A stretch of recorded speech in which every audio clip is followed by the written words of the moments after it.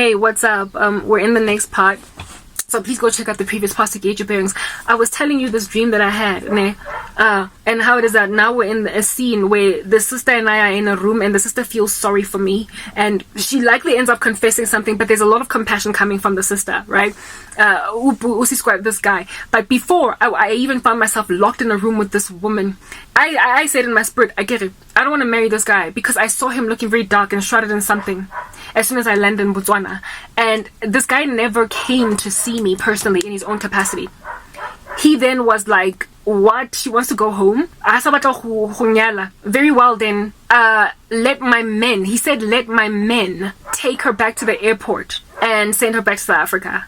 And when he said that, I got scared, because for me it was like, I'm happy to go back to South Africa, but I don't want to go back to South Africa with strangers. I want you to take me back to the airport, or someone like a woman, but I don't want a whole bunch of men, because in my dream I instantly feared rape. I feared that these men of his like entourage, his bodyguards or whatever, they would rape me. I felt like they would accost me sexually. So I was freaking out that, oh my goodness, I'm about to experience a very horrible trauma leaving Botswana because a man is upset that I don't want to marry him after he spent so much money to get me to his land. And it was at that stage when I felt uncomfortable with being taken back to the airport by his entourage of bodyguards or whatever, that I asked the sister for help, or I found myself locked in a room with the sister. That's when I saw the visions of the kids, the two kids, and the sister then was the one in this dream that facilitated a conversation, like she mediated between me and this fiance guy. Hore ankise airporting himself personally, because ke tshaba di bodyguards tsa gagwe, ke tshaba di chomi tsa gagwe, his entourage of men. You know, he sent for me, this dude. I was scared of being taken to the airport in a car by strange men that I didn't know. So the sister was the one that mediated between me and her brother. And it was only once the sister mediated on my behalf that this guy finally came to see me personally. Finally, he came into the room that I was at to talk with me.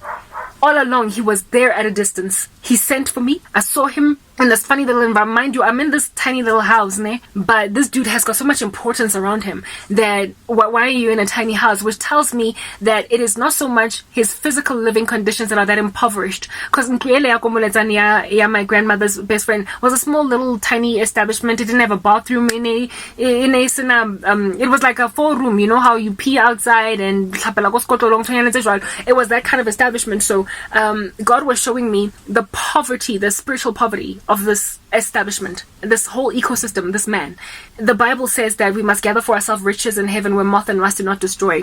This dude was spiritually bankrupt. He was spiritually poor, but the hints and tips in the dream suggest that he was materially in waking life quite wealthy, or he had strength and a lot of money. He had much, enough to send for me. He had men, that he could use to run his errands. He had people pick me up he was not the one to pick me up himself at the airport. He didn't come personally. So I suspect, and the thing, I never landed in an airport. I landed in this house, but I understood that my fiance was not the one to come personally to collect me. So I have a feeling he sent for me like an entourage, like a limo or something. And it was very impersonal. I found it impersonal that he collected me that way, that he didn't come personally. And after he, I guess, had me picked up at the airport, now that I had rejected his proposal, now that I've seen the darkness that he was in, now he was in no position to basically hold anybody accountable for hurting me, because he doesn't care anymore because I'm going back to South Africa. So therefore I could no longer trust the entourage, the convoy, the vehicles that sent me to his place. I couldn't trust them to send me back now that I had rejected him and I wanted to go back home. I didn't trust his character anymore. I didn't. And it was his sister that mediated for me with this man. And only after speaking with the sister, literally, I'm in Botswana, I don't know, at this point in dreamland, it was a couple of moments, but in waking life, I don't know, it might be days. I'm in, this environment, and I have yet to see my fiance, and he doesn't want to talk to me, see me personally. He wanted to make a grand entrance to be like, look at the man you're marrying, he's got servants all about him. Impersonal, absolute pomp, arrogance from me to Timbuktu. Couldn't even speak with the guy, right? Storage is running out. Couldn't even speak with the guy. And until I said I don't want to be with him. I then found myself as a hostage in a room, and the sister ended up being the one to mediate. And only once the sister mediated between me and the brother did the brother then agree to personally himself in his own capacity then send me to drop me off personally at the airport.